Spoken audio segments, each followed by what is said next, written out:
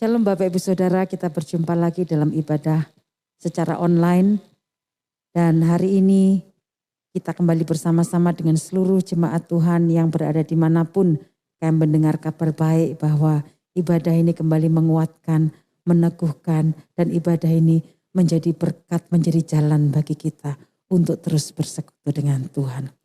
Mari dengan segenap hati kita, dengan segenap kerinduan kita meletakkan pengharapan kita kepada Tuhan. Allah, Yesus Kristus, segalanya dalam hidup kita.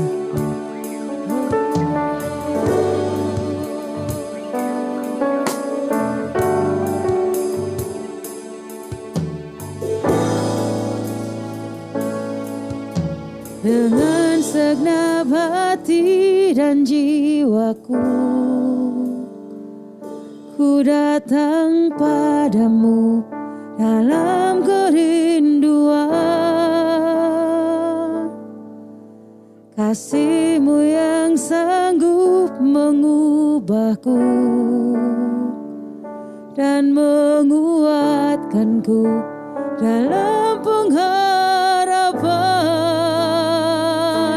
Yesus, Engkaulah permata hatiku. Dunia tak dapat menggantikan-Mu. Kemuliaan-Mu tercurah bagiku, menjadikanku indah dan semakin indah bagimu.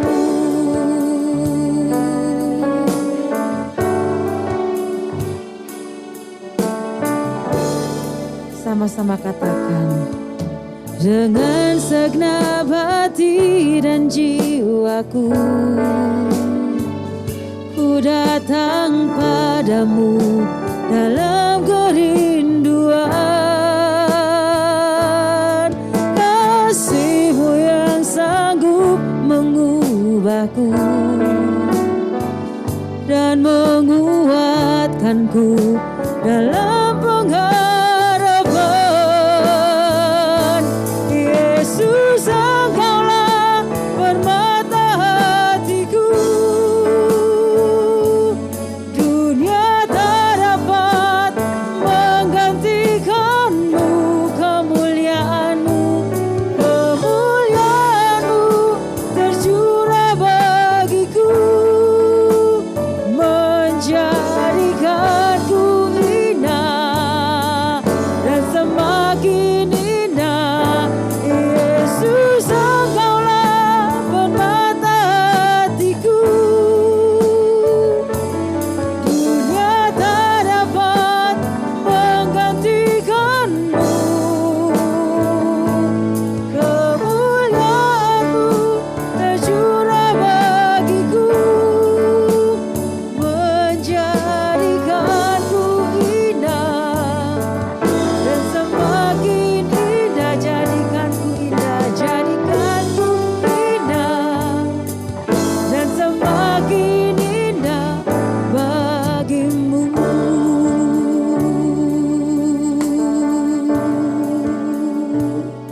Haleluya, haleluya.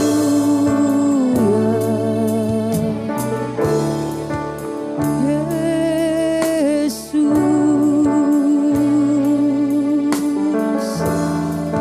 Engkau segalanya.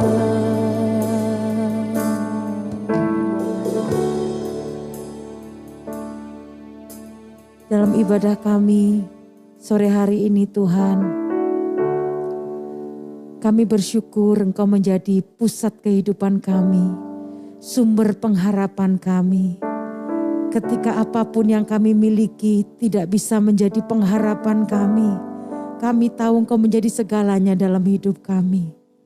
Jemaat Tuhan yang hari ini beribadah bersama-sama, dimanapun mereka berada, biarlah Tuhan hadir di dalam hidup mereka, semakin kuat mengisi hati mereka, Sehingga kekecewaan mereka akan dunia ini membuat mereka melihat Yesus yang besar sebagai satu-satunya pengharapan di hidup ini maupun di hidup nanti.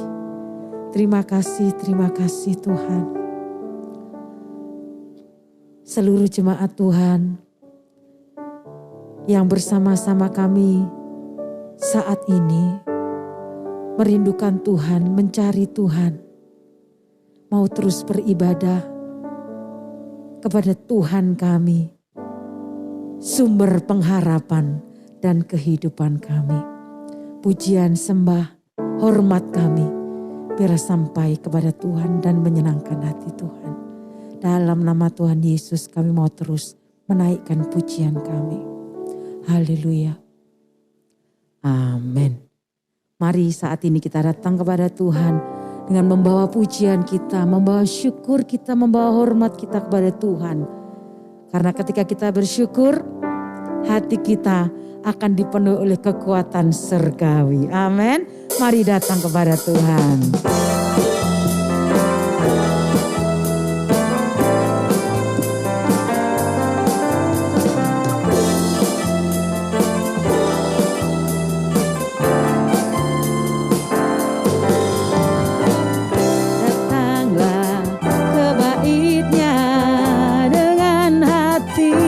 Syukur ke dalam pelatarannya, dengan hati bersuka rasakan dan lihatlah betapa baiknya Tuhan bagi yang berlindung padanya.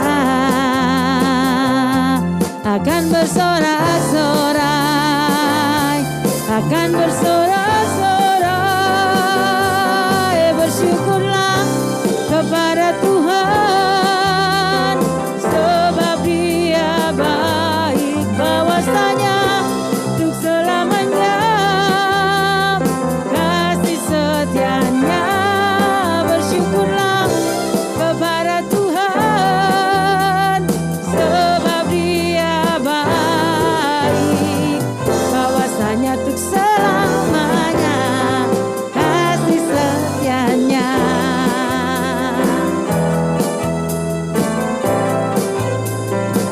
Haleluya. Mari kita bersorak-sorai bagi Tuhan Allah kita. Datang ke bait-Nya.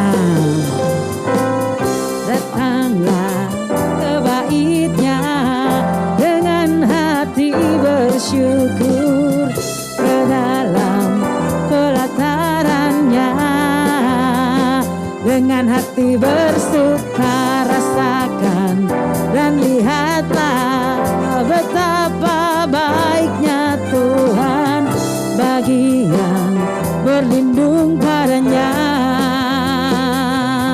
Akan bersorak-sorai, akan bersorak-sorai, bersyukurlah kepada Tuhan, sebab Dia baik, bahwasanya untuk selamanya kasih setianya.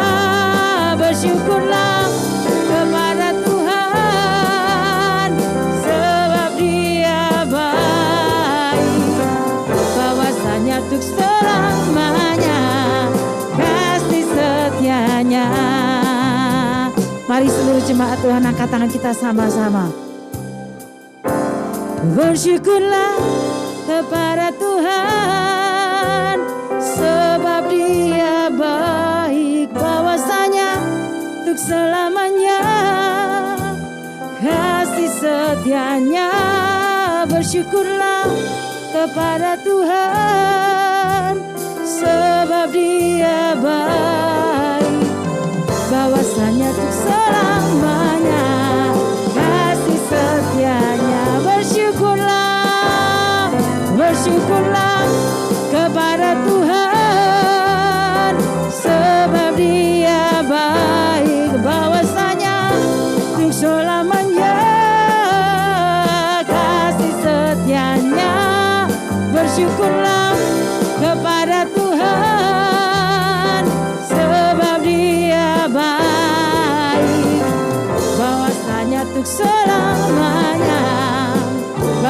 bahwasanya untuk selamanya, bahwasanya untuk selamanya kasih setianya.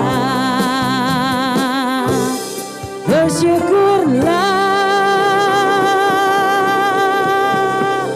Hari ini kita bersyukur kepada Tuhan dan mau terus bersyukur, banyak-banyak bersyukur.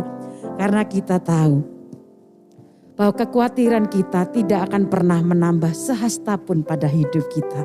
Tetapi pengharapan kita kepada Tuhan membuat kita teguh berdiri. Membuat kita tidak takut mengatasi segala permasalahan dengan melihat kuasa Tuhan yang besar. Amin. Amin. Tetap percaya bahwa kasih setia Tuhan besar dalam hidup kita. Besar setiamu dalam hidup kami. Seumur hidup kami Tuhan. Allah yang selalu dapat kami andalkan. Dan selalu dapat kami percaya. Yesus Kristus.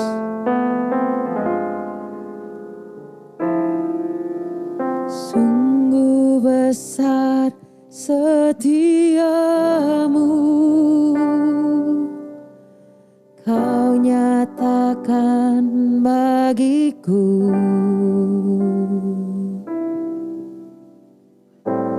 Kau Bapa yang selalu mengerti isi hatiku.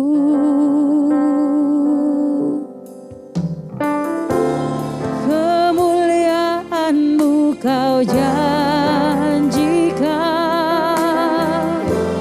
aku tetap percaya, ku percaya janji-Mu ajaib terukir dalam kehidupanku. Ku berserah di dalam kekuatan-Mu, ku percaya.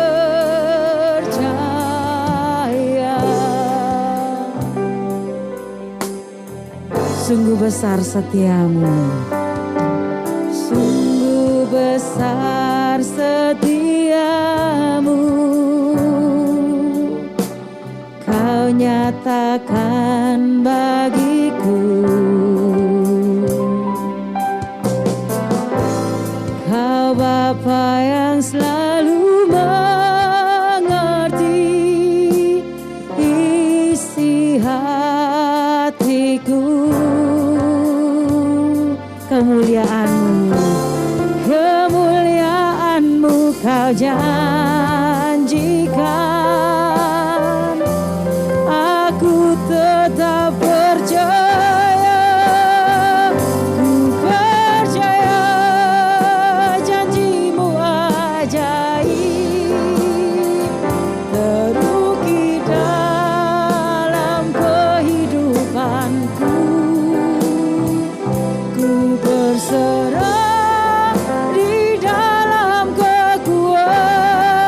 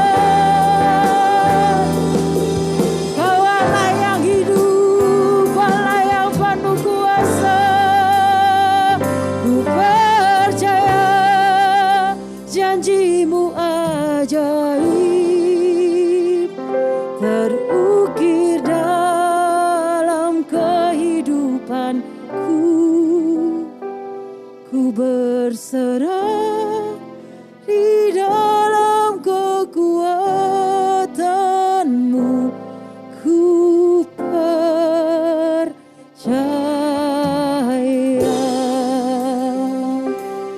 Benar Tuhan, biarlah kami menguatkan kepercayaan kami kepada Tuhan, menguatkan iman kami kepada Tuhan. Di tengah-tengah dunia yang seperti ini, kami tahu pengharapan kepada Tuhan tidak pernah mengecewakan kami. Karena itu kami mau terus dengar firman Tuhan. Kami mau terus menghidupi kebenaran Tuhan. Sehingga hidup kami menjadi hidup yang penuh pengharapan. Cara kami memandang hidup bukan cara yang buruk, cara yang negatif, tetapi cara yang baik. Bagaimana Tuhan melihat kami, melihat hidup kami. Dan semuanya baik Tuhan ciptakan. Karena itu kami mau dengar apa yang baik yang Tuhan mau dalam hidup kami. Lewat firman yang sebentar kami akan dengar. Berkati seluruh jemaat Tuhan. Di dalam segala pergumulan mereka, Yesuslah satu-satunya solusi dalam hidup mereka. Firman yang akan kami dengar menguatkan kami, memberkati kami semuanya. Allah Roh Kudus bekerja pada setiap hati, setiap telinga yang hari ini mendengar. Berkati kami semuanya dan kami sambut firman ini dalam nama Tuhan Yesus. Haleluya. Amin. Shalom, Bapak Ibu Saudara yang dikasihi Tuhan. Kembali kita ibadah di rumah kita masing-masing. Saya berharap kita semua tetap dalam penjagaan Tuhan, dalam perlindungan Tuhan, dikaruniakan dengan kesehatan dan kita tetap bersemangat untuk beribadah. Ya puji Tuhan, kita sudah membahas tentang membangun kembali keluarga. Keluarga adalah tempat utama pembentukan karakter, membangun komunikasi yang bermakna di dalam keluarga, kemudian membangun pernikahan yang kokoh. Dan minggu lalu kita sudah belajar tentang legacy, warisan. Dan dalam kesempatan kali ini kita akan belajar tentang generasi anak panah. Generasi anak panah. Maksudnya generasi anak panah itu bagaimana? Generasi anak panah adalah keturunan kita. Anak cucu kita adalah generasi ilahi. Generasi yang disiapkan oleh Tuhan untuk mereka menjadi berkat bagi generasinya. Mari kita membuka Alkitab kita dalam Mazmur 127. Mazmur 127 ayat yang keempat dan kelima. Saya akan bacakan. Sebab seperti anak-anak panah di tangan pahlawan, demikianlah anak-anak pada masa mudanya. Berbahagialah orang yang telah membuat penuh tabung panahnya, dengan semua itu ia tidak akan mendapat malu apabila ia berbicara dengan musuh-musuh di pintu gerbang. Bapak Ibu Saudara, kita sudah belajar bahwa sesungguhnya generasi sesudah kita adalah orang-orang yang berhak mewarisi semua yang terbaik yang Tuhan karuniakan kepada kita. Kita orang tua adalah orang yang paling berpengaruh dalam perkembangan karakter dan moralitas anak-anak kita. Kenapa? Karena orang tua adalah lingkungan pertama dan utama yang dikenal oleh anak-anak kita. Ketika mereka lahir, ketika mereka masih bayi, anak-anak kita tidak mengenal orang lain selain dari orang tuanya. Itu sebabnya anak-anak itu biasanya ketika mereka belajar berbicara, kata pertama yang bisa mereka ucapkan adalah papa, mama, mami, papi. Kenapa? Karena mereka mengenal orang pertama, yaitu orang tuanya. Dan orang tualah yang berpengaruh di dalam perkembangan karakter dan moralitas anak-anak kita. Pengetahuan dan pengalaman orang tualah yang pertama kali dilihat, dirasakan, dan direkam, dikenal oleh anak-anak kita. Saudara, kita ini hidup di dalam zaman di mana integritas dan karakter seringkali diambil alih oleh kekuasaan dan kesuksesan materi. Kalau kita dulu dididik oleh orang tua kita, mereka selalu menekankan harus menjadi orang yang jujur, harus menjadi orang yang baik, harus menjadi orang yang welas asih, jadi orang yang suka menolong dan seterusnya dan seterusnya. Tetapi hal-hal itu seringkali sekarang ini di era ini diambil alih oleh kekuasaan dan kesuksesan materi. Itu sebabnya kita melihat bagaimana bahwa anak-anak zaman sekarang sudah mulai terobsesi dengan kekuasaan dan berlimpahnya kesuksesan materi. Ukuran mereka, ukuran keberhasilan bagi anak-anak sekarang bukan mereka menjadi orang yang berintegritas, bukan menjadi orang yang berkarakter, bukan menjadi orang yang baik, bukan menjadi orang yang jujur, tetapi bagaimana mereka bisa memiliki kekuasaan, menjadi orang yang penting, yang berkuasa, dan berlimpah materi. Kita harus mengembalikan ini, supaya generasi sesudah kita memiliki integritas dan karakter. Integritas adalah gabungan kejujuran, tanggung jawab, orang yang dapat dipercaya, orang yang menghargai waktu, orang yang konsisten dan seterusnya dan seterusnya. Itu adalah orang yang berintegritas. Sedangkan karakter adalah keunggulan dan keteguhan moral. Keunggulan dan keteguhan moral itu disebut dengan karakter. Dan standar karakter tertinggi dan teladan utama kita tentu adalah Yesus Kristus Tuhan kita. Saudara, saya harus kasih tahu begini bahwa karakter itu hidup lebih lama daripada manusia. Alkitab mencatat bahwa manusia itu hidup 70 sampai 80 tahun. Kalaupun dapat bonus itu sisanya adalah penderitaan, kesusahan, sakit dan seterusnya.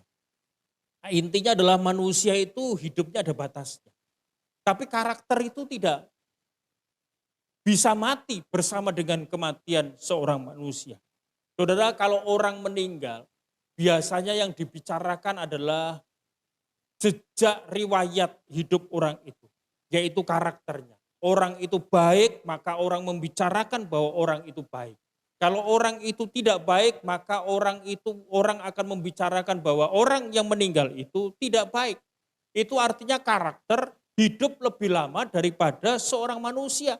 Kalau orang yang berkarakter baik meninggal, maka orang yang melayat, saudara, sanak keluarganya akan berkata orang ini baik, orang ini jujur, orang ini dapat dipercaya, orang ini konsisten, orang ini bertanggung jawab, orang ini murah hati, suka menolong dan seterusnya. Itu karakter yang baik. Tetapi kalau orang yang meninggal itu karakternya tidak baik, tidak berintegritas baik, maka biasanya orang akan berkata begini, tidak apa-apa orang ini meninggal karena memang karakternya tidak baik. Kita harus menjadi orang yang berintegritas dan berkarakter. Orang tua harus mendidik anak-anaknya sejak dini.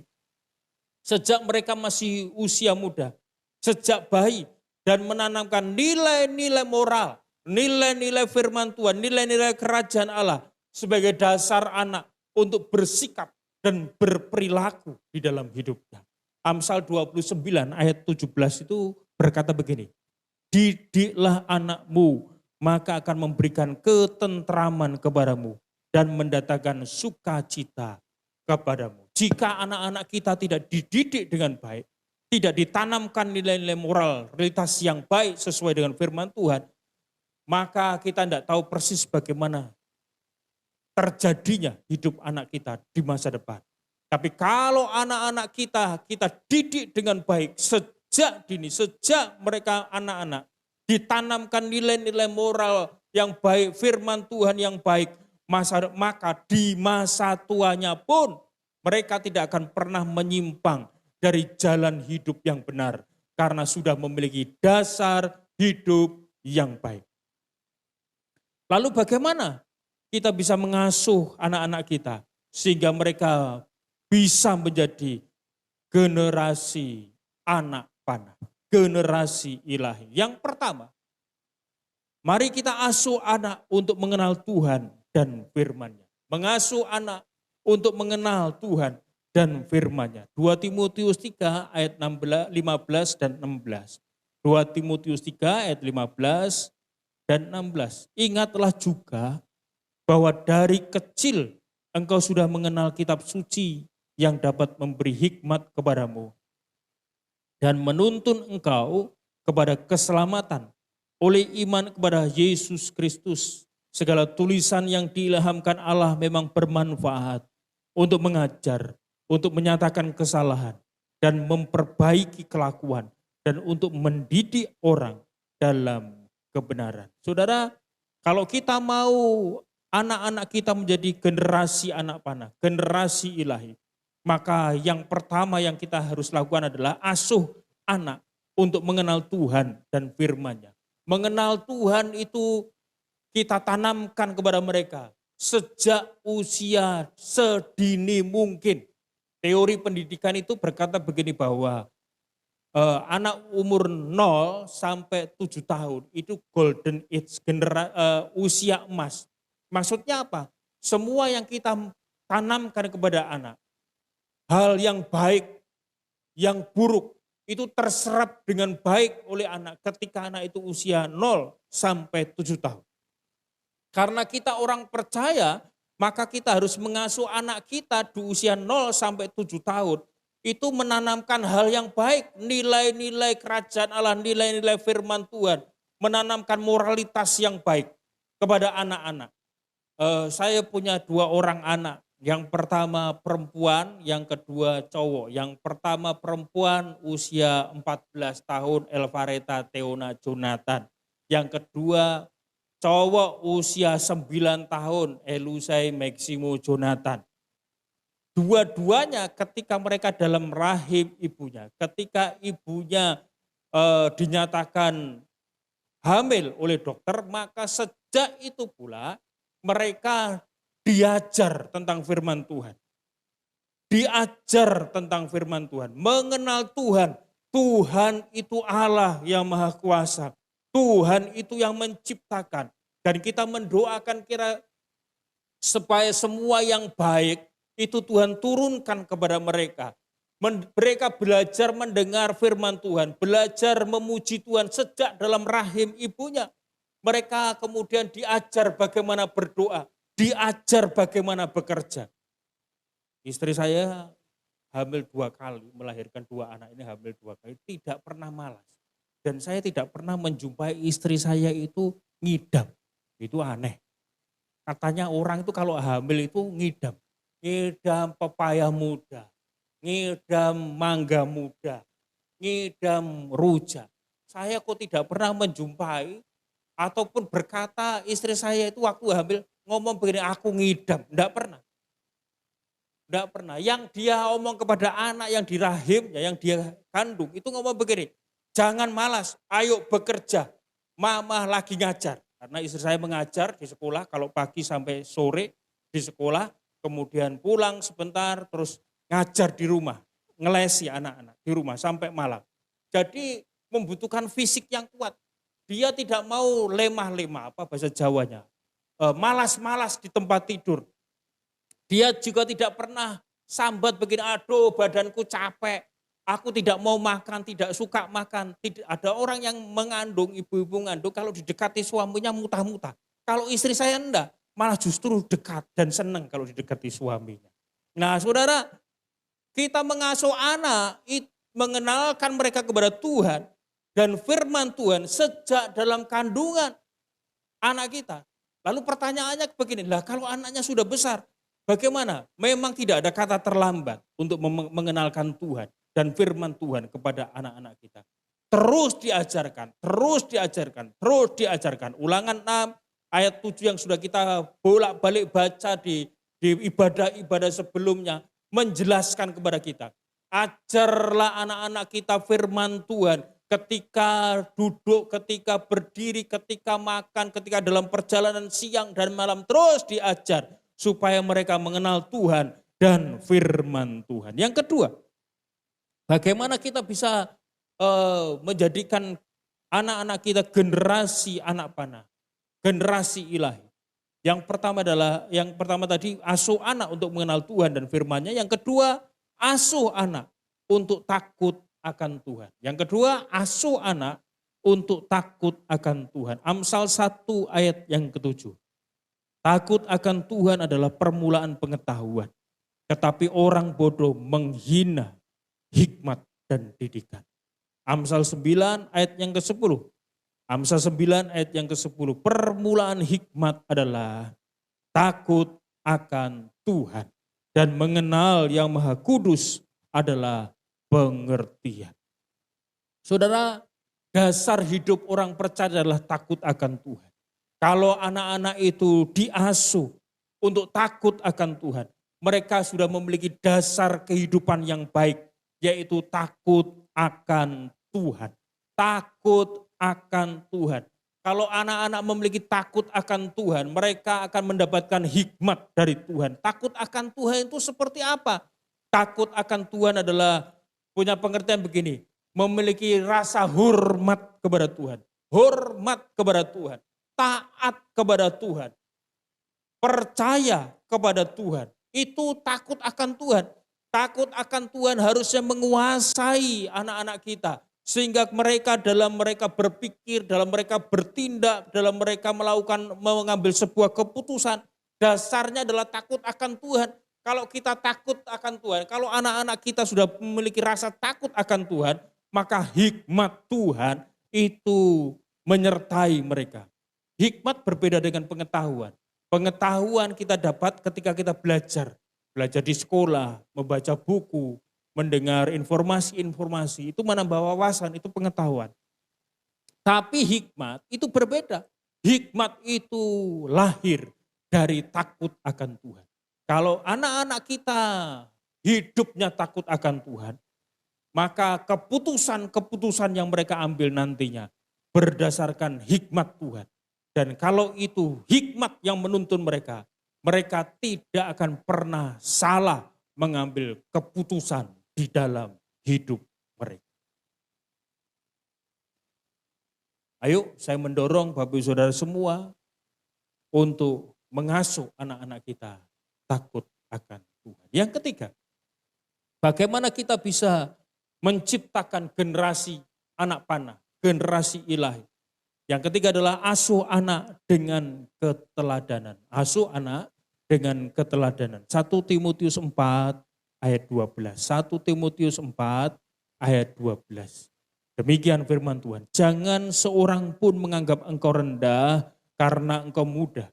Jadilah teladan bagi orang-orang percaya dalam perkataanmu, dalam tingkah lakumu, dalam kasihmu, dalam kesetiaanmu, dan dalam kesucianmu. Bapak Ibu Saudara, ini nasihat Paulus kepada Timotius anak rohani. Ketika dia bertemu dengan Timotius, Timotius seorang remaja. Dan Paulus Timotius mendapatkan warisan iman dari neneknya dan dari ibunya.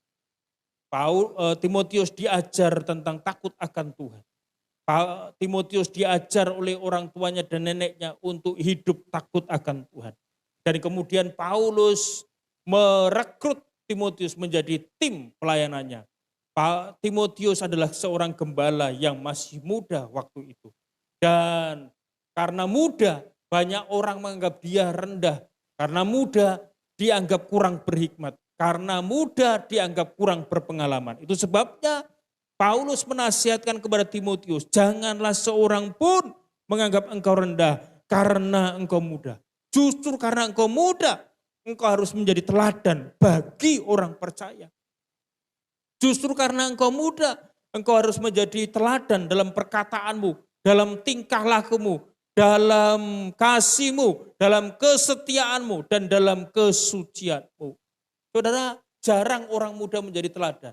Tapi kalau kita mengasuh anak-anak kita dengan keteladanan hidup kita, anak-anak itu akan menjadi teladan bagi banyak orang.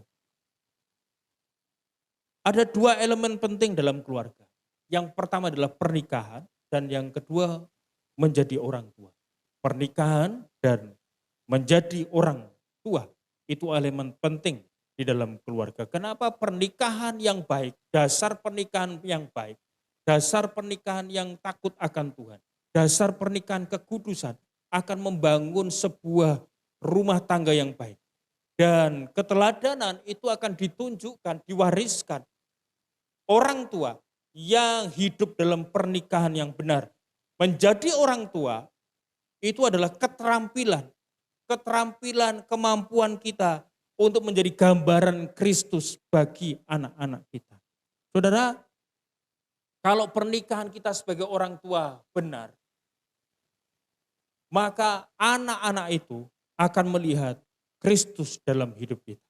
Kalau kita menjadi orang tua yang benar, kalau kita menjadi orang tua yang benar, kalau kita menjadi orang tua yang benar, memiliki kemampuan yang benar, yang baik sebagai orang tua, maka anak-anak itu akan meneladani hal yang baik dari kita. Teladan hidup orang tua, apa yang baik yang bisa diturunkan kepada anak-anak kita? Yang pertama tentu kejujuran, kesetiaan, ada kesucian, keberanian dalam mengambil keputusan dan melewati kesulitan hidup. Tujuan hidup, kerendahan hati, kebaikan, keramahan kasih, dan seterusnya. Masih banyak hal yang bisa kita teladankan kepada anak-anak kita. Mungkin Bapak Ibu Saudara berkata begini, saya sudah menasihatkan anak-anak untuk mereka menjadi anak yang baik. Tapi kenapa mereka tetap aja belum menjadi anak yang baik? Mari saya beritahu begini. Telinga anak itu mungkin tertutup mendengar nasihat. Mendengar nasihat orang tua. Tetapi mata dan hatinya melihat dan merasakan teladan dari orang tua. Kalau orang tuanya takut akan Tuhan, kalau orang tuanya rajin ibadah, kalau orang tuanya suka berdoa, kalau orang tuanya rajin bekerja, maka anak akan melihat apa yang dilakukan orang tuanya. Tapi kalau orang tuanya ngomong begini kepada anak-anaknya, ayo sekolah minggu, ayo ibadah, tapi dia sendiri malas beribadah, maka anak tidak akan menjadi anak yang suka beribadah. Kalau orang tuanya ngomong begini, jangan merokok. Merokok itu tidak baik. Merokok itu merusak tubuh. Tapi orang tuanya merokok, maka saudara jangan pernah berharap anak itu tidak merokok. Kalau orang tuanya ngomong begini, sekolah yang baik, sekolah yang benar, belajar yang benar, bekerja dengan benar, bekerja dengan baik. Tapi kalau orang tuanya tidak suka belajar, maka jangan berharap anak-anaknya suka belajar. Jadi anak itu belajar dari orang tuanya. Anak belajar dari kehidupan orang tua. Mata dan hati anak melihat dan merasakan teladan orang tua. Kalau Bapak Ibu Saudara mau anak-anakmu menjadi anak yang takut Tuhan, diberkati Tuhan, maka berilah teladan yang baik kepada mereka. Yang keempat, bagaimana kita bisa menciptakan generasi anak panah, generasi ilahi. Yang keempat adalah asuh anak kita dengan kasih. Asuh anak kita dengan kasih. Kolose 3 ayat 12. Karena itu sebagai orang-orang pilihan Allah yang dikuduskan dan dikasihinya, kenakanlah belas kasihan, kemurahan, kerendahan hati, kelemah lembutan, dan kesabaran. Mungkin Bapak Ibu Saudara di rumah berkata begini, saya mengasihi anak-anak. Betul, semua orang tua yang baik pasti mengasihi anaknya. Tidak ada orang tua yang baik yang tidak mengasihi anak. Tetapi orang tua yang baik saja tidak akan pernah bisa menghasilkan, menciptakan generasi anak panah, generasi ilahi. Banyak orang tua yang baik, yang mengasihi anaknya, tetapi mereka gagal mendidik anaknya menjadi orang yang mengasihi Tuhan. Gagal mendidik anaknya untuk hidup berintegritas dan berkarakter yang baik. Kenapa? Karena ternyata mengasihi anak saja tidak cukup. Ada teori begini, kalau kita mengasihi anak, kasih kepada anak tinggi dan disiplin rendah, anak itu jadi tidak baik. Sebaliknya, kalau disiplin tinggi dan kasih rendah, anak jadi pemberontak. Lalu yang benar bagaimana? Ya harus mengasihi anak, tapi juga diimbangi dengan disiplin yang baik. Itu sebabnya saudara, kegagalan dari banyak orang tua dalam mendidik anak adalah karena mengasihi. Loh, kok begitu? Karena mengasihi tanpa melindungi. Itu akan membuat anak tidak bertanggung jawab. Orang tua harus mengasihi, tapi melindungi bukan tanpa batas. Maksudnya begini, mengasihi anak oke, tapi jangan ambil tanggung jawab dari yang seharusnya anak pikul. Justru kita harus memberikan tanggung jawab kepada anak-anak kita, supaya mereka belajar mengerti tanggung jawab. Kadang-kadang sebagai orang tua kita ini karena terlalu mengasihi, terlalu sayang kepada anak-anak, kita tidak sampai hati ketika anak-anak kita itu sedikit menderita, sedikit soro, sedikit merasa tidak nyaman dengan hidupnya. Mari saya beritahu, justru penderitaan itu akan membuat anak-anak kita semakin bertanggung jawab. Kemudian kegagalan banyak orang tua dalam mendidik anak adalah karena mengasihi tanpa mewarisi. Mari kita wariskan hal yang baik buat anak-anak kita. Jangan membiarkan anak itu bertumbuh dengan sendirinya. Ada mitos yang berkata begini, ya enggak apa-apa, anakku nanti akan tahu dengan sendirinya. Kalau sudah tambah remaja, tambah dewasa, nanti dia akan tahu dengan sendirinya. Itu salah, itu mitos. Pengertian seperti itu sudah membuktikan kegagalan orang tua dalam mendidik anak. Itu sebabnya mari kita warisi anak dengan hal-hal yang baik, dengan iman yang baik, dengan sikap yang baik, dengan moralitas yang baik, dengan pendidikan yang baik, dengan keluarga yang sehat. Kemudian kegagalan orang tua berikutnya adalah mengasihi tanpa mendidik. Ada orang tua yang selalu menina-bobokkan anaknya. Sampai dia usia dewasa pun masih dibelai-belai, artinya tidak diberikan tanggung jawab, tidak ditegur, tidak diarahkan, tidak ditunjukkan jalan yang benar.